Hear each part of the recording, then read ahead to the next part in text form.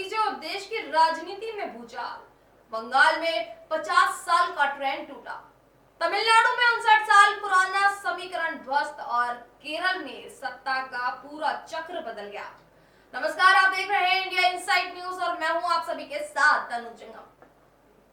सोमवार को आए 5 राज्यों के जो परिणाम हैं उनके बारे में आज हम बात करेंगे। पश्चिम बंगाल, तमिलनाडु, केरल, असम और पौंडुचेरी के नतीजों ने साफ कर दिया है कि देश की राजनीति अब नए दौर में प्रवेश कर चुके हैं। कहीं सत्ता पलटी, कहीं वापसी हुई और कहीं इतिहास बदल गया। सबसे पहले बात करें पश्चिम बंगाल की, तो जहां भारतीय जनता पार्टी ने तृणमूल कांग्रेस को हराकर पहली बार सत्ता हासिल की। 10 साल पहले सिर्फ 3 सीटें और अब सीधे 206 सीटें। करीब 70% स्ट्राइक रेट के साथ बीजेपी ने ऐसा प्रदर्शन किया है जिसे राजनीतिक इतिहास में लंबे समय तक याद रखा जाएगा।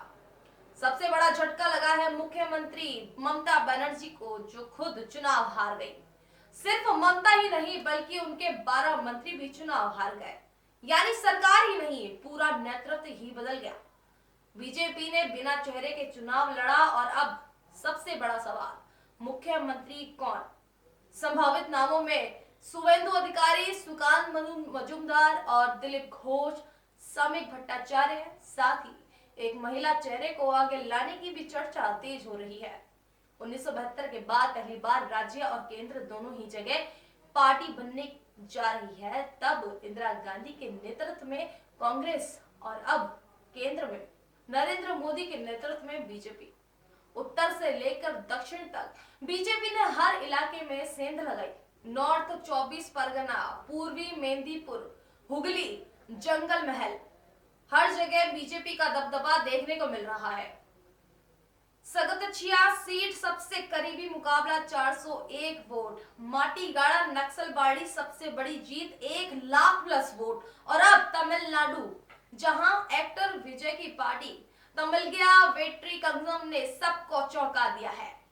59 साल में पहली बार ना डीएमके ना एआईएडीएमके यानी तमिलनाडु की राजनीति में एक नया अध्याय शुरू होने जा रहा है।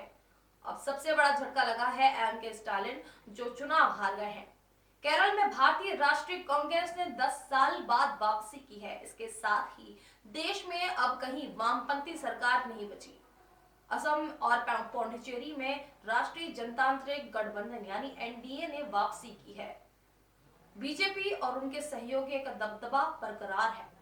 प्रधानमंत्री नरेंद्र मोदी ने 242 सीटों पर प्रचार किया और उनमें से 184 सीटों पर बीजेपी ने जीत दर्ज की है।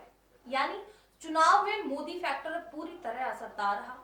तो ये थे 5 राज्यों के चुनाव जिन्होंने देश की राजनीति की दिशा और दशा दोनों ही बदल दी है।